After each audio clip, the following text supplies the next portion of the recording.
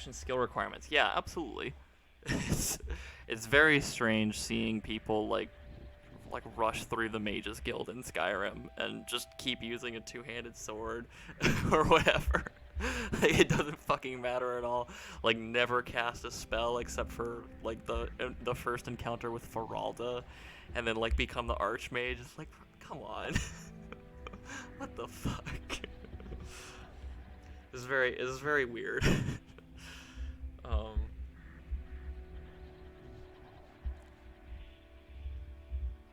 but yeah, I agree with that. The thing that I really would like is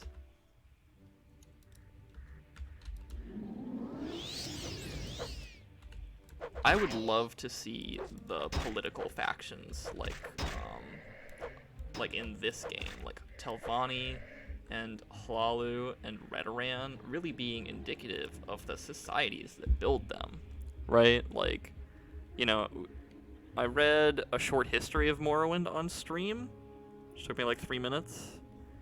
Um, and I actually like that book in this game. I'm not sure who wrote it. I would assume maybe Michael Kirkbride or Ken Rolston.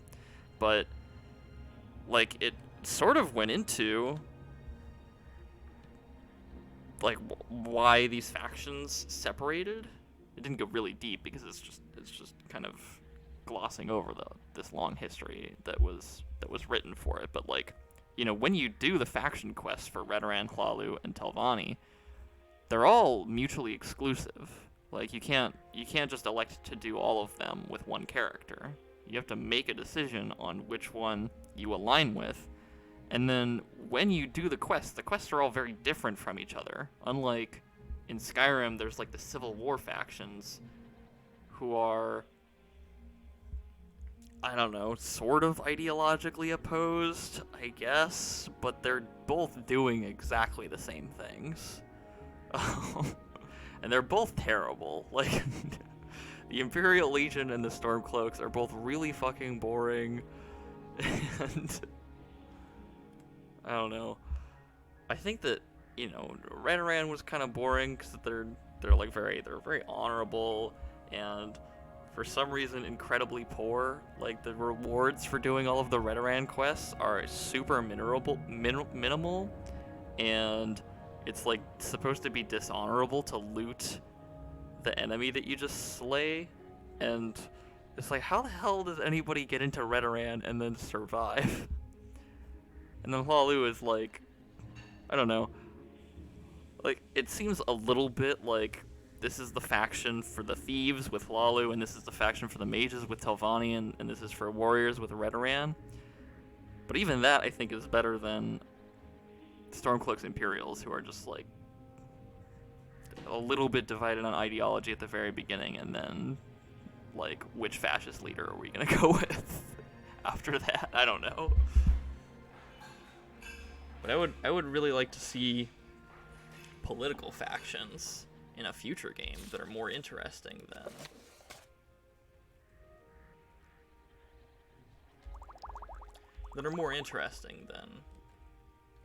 what we got in.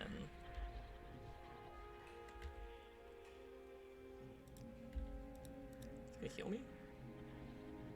Sounds like a restoration. That's for attributes, I think. Dwelling.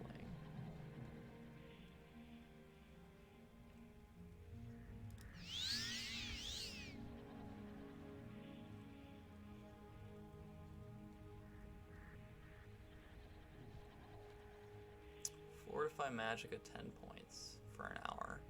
That's a terrible blessing. Okay. Well, now I know. You could do both sides to the end before making an actual commitment. That's so weird. That's so weird. Why did they make it that way?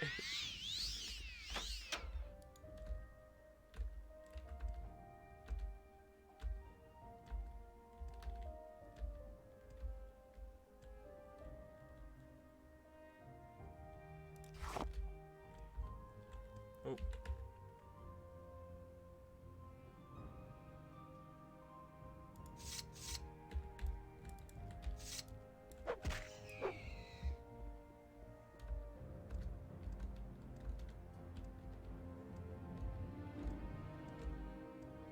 almost too many factions. Yeah, I would agree with that. I tried doing all of them the last time that I played this game, and it really was too many.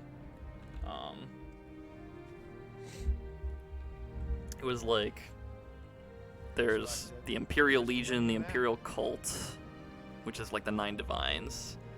There's the Tribunal Temple, which is the Almsivy gods worship. Both of those are okay, actually. I had never done them before, my previous recent playthrough. I think I did that in like 2018 or 2017 or something. The Mages Guild, Fighters Guild, Thieves Guild, Hlalu, Redoran, Telvanni. So we're up to 7. There's the main quest, which isn't really a faction, but I mean, I would almost describe it as one because it's very long, and in the process you have to join or at least like gain the acceptance of the Ashlander tribes, of whom there are 4, and then all 3 houses, for which there's 3. So I would describe the main quest as a faction. Yeah, the Morag Tong, and then the Twin Lamps, which is really just like a couple of quests, but it's mostly about like how many slaves have you freed. So I think that's 10. Yeah. Which is really just it's a lot. And having come from Skyrim, where you can do the factions in a pretty similar amount of time, but they are I wouldn't really call the Blades a faction, just because you can't reach the top of the Blades. You become an agent after Caius Casades leaves, and then you stay that rank for the rest of the game.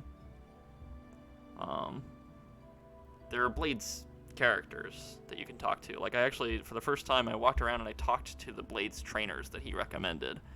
And it was kind of cool. They give you gifts. Like the warrior Blade who lives right next to Caius Casades, you can talk to Rithleen, is her name, and she'll give you like a small set of armor, like a steel cuirass and a steel helmet or something. It was kind of cool. This better be important.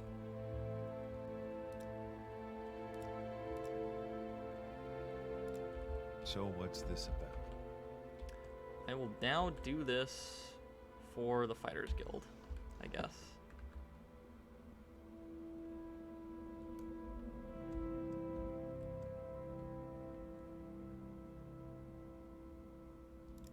I'm not gonna pick those up because they're fucking heavy.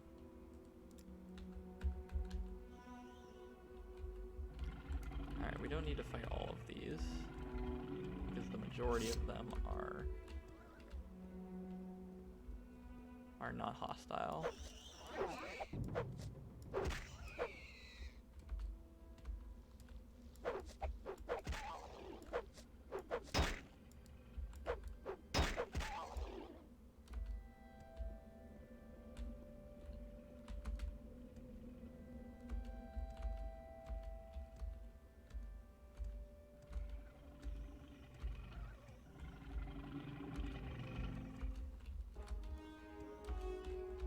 I remember playing this game as a kid when I was like 11, or whenever you first showed it to me, and I didn't find out until like... Okay. See you, Tom.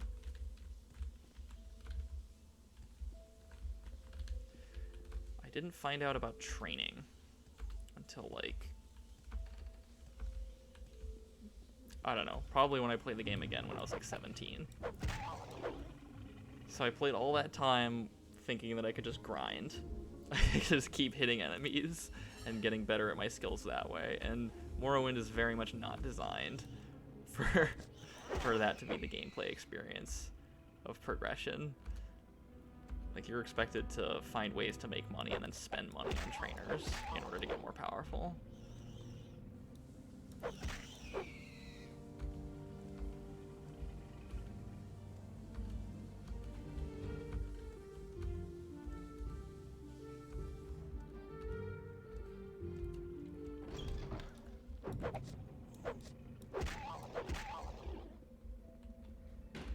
You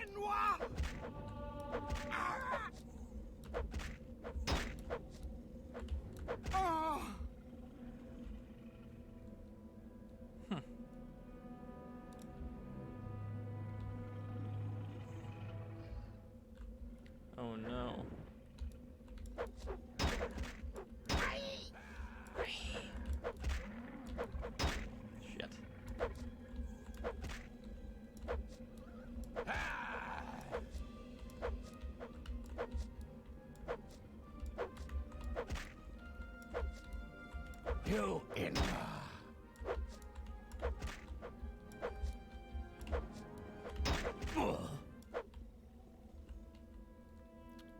Safilo.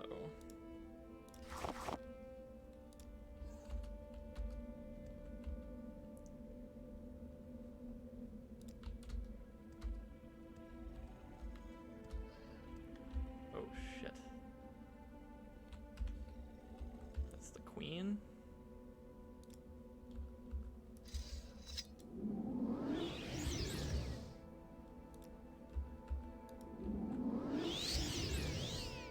You're actually better. Yeah, 6 to 40. Okay, plus I get higher skill. See you, Tom.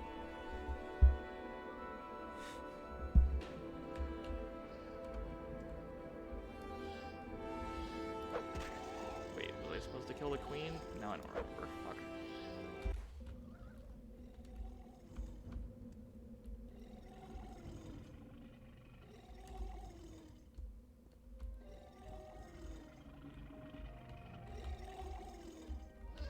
Neither one's attacking, so I'm not going to bother to do that.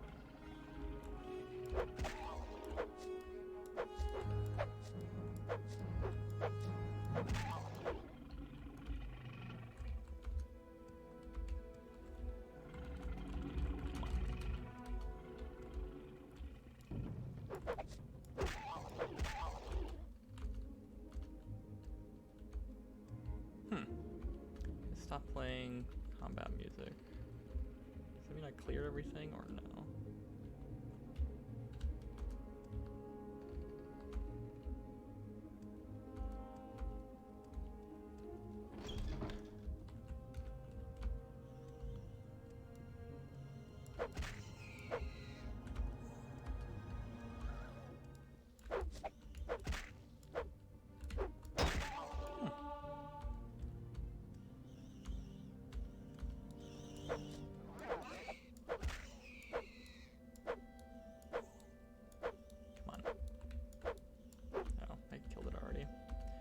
Hard to tell in this game sometimes.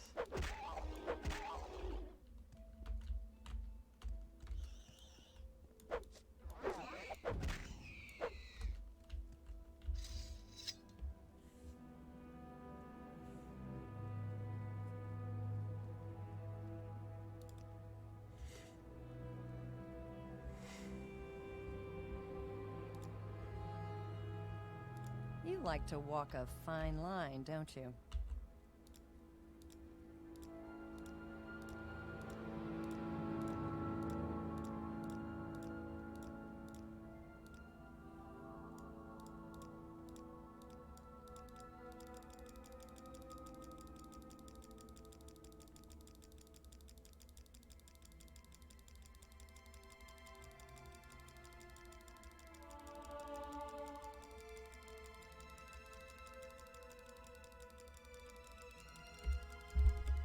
I'm on that grind set, I'm sorry.